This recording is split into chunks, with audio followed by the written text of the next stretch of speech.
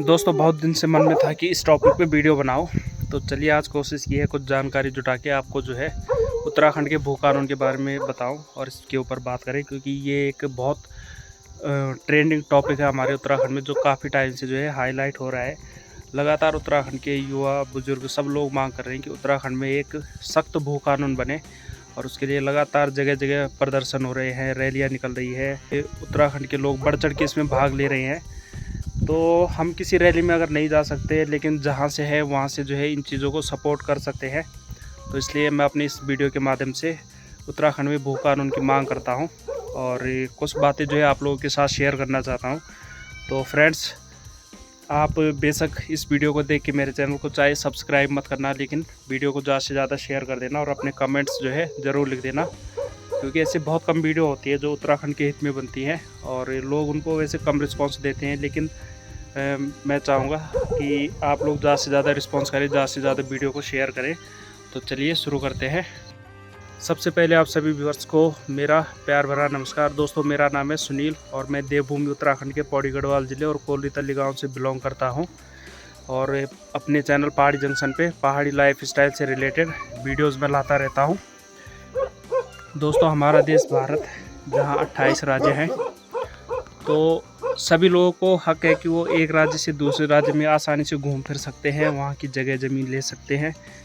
और क्या हो जब एक किसी राज्य को ये लगे कि भाई यहाँ बाहरी लोग आ रहे हैं, दूसरे स्टेट के लोग आ रहे हैं, और उनके आने से वहाँ की संस्कृति, परंपरा, जलवायु, जल, जंगल, ज़मीन को जो है ख़तरा महसूस करने लगे, तो फिर क्या होगा। तो ऑब्वियस सी बात है कि किसी भू कानून की ज़रूरत पड़ेगी ताकि इनका संरक्षण किया जाए। और हमारे देश में हिमाचल प्रदेश एक ऐसी जगह है जहाँ पे उनका अपना एक सख्त भू कानून है कि बाहर के लोग जो है वहाँ पे ज़मीन नहीं ले सकते। तो उत्तराखंड के लोग भी यही चाहते हैं कि हिमाचल प्रदेश जैसा भू कानून जो है उत्तराखंड में भी बने। तो सबसे पहले जान लेते हैं कि उत्तराखंड का भू कानून क्या है और हिमाचल प्रदेश का भू कानून क्या है, क्या अंतर है यहाँ के भू कानून में। तो चलिए दोस्तों, सबसे पहले जान लेते हैं कि हिमाचल प्रदेश का भू कानून क्या कहता है। हिमाचल प्रदेश को राज्य का दर्जा 25 जनवरी 1971 को मिला और 1972 में वहाँ की सरकार ने एक सख्त कानून लागू करने का फैसला किया।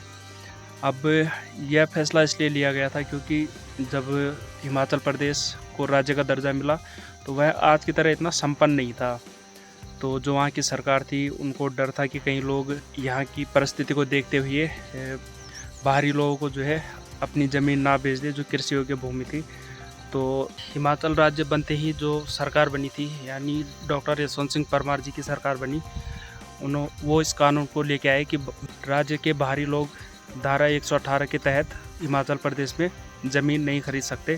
फिर 2007 में धूमल सरकार आई तो उन्होंने इसमें संशोधन करते हुए मतलब ये कहा कि जो लोग 15 साल से हिमाचल प्रदेश में रह रहे होंगे वो यहाँ पे कृषि योग्य भूमि खरीद सकते हैं।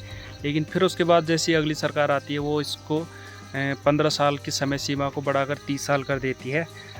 तो यानी कि हिमाचल प्रदेश में एक एक्ट बना जिसे टेनेंसी एक्ट भी कहते हैं, यानी सेक्शन 118 और 118 के तहत हिमाचल प्रदेश में कोई भी जो है कृषि योग्य भूमि नहीं खरीद सकता। हिमाचल प्रदेश में भूमि खरीदने के लिए, कृषि योग्य भूमि खरीदने के लिए वहाँ की नागरिकता बहुत ज़रूरी है, तभी आप जो है वहाँ पे कृषि योग्य भूमि खरीद सकते हैं।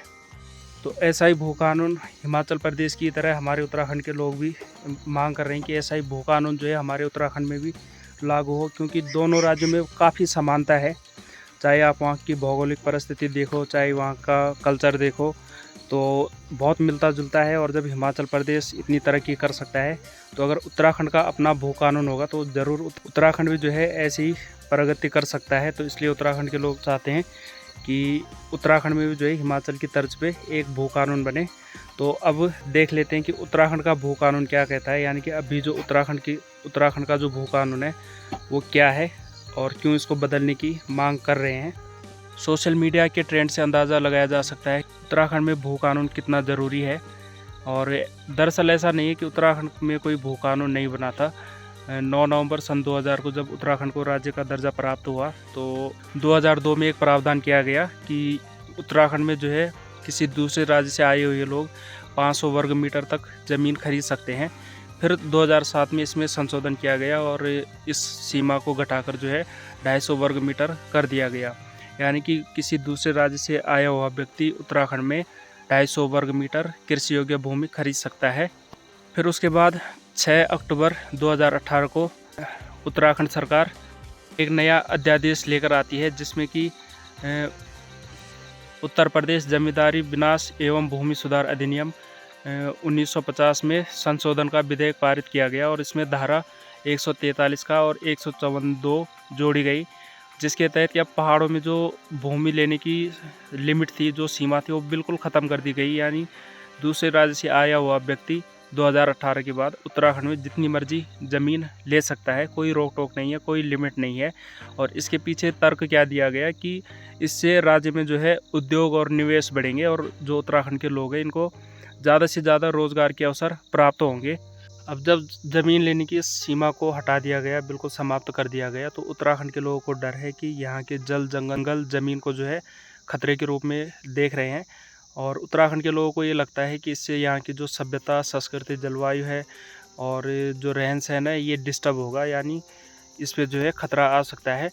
तो इसलिए भी जो है उत्तराखंड के लोग इतना बढ़ चढ़ के भू कानून की मांग कर रहे हैं। तो यहाँ तक आप लोगों को अंदाज़ा हो गया होगा कि उत्तराखंड एक पहाड़ी राज्य है, हिमाचल प्रदेश एक पहाड़ी राज्य है, और दोनों में कितना अंतर है।